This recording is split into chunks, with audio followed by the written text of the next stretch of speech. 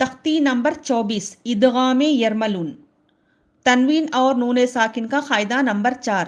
حروف ادغام 6 ہیں. یا، را، میم، لام، واو، نون. حروف ادغام 6 ہیں. ٹھیک ہے، تو یہ 6 حروفوں کو ملا کر اس کا مجموعہ بنتا ہے یرملون.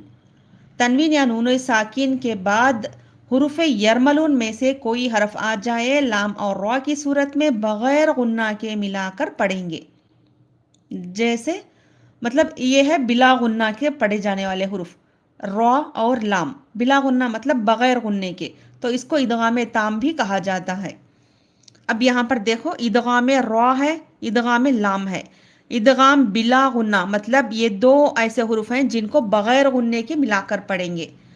محمد الرسول اللہ، تو یہاں پر کیا ہے، تنوین کے بعد ادغام را آیا ہے.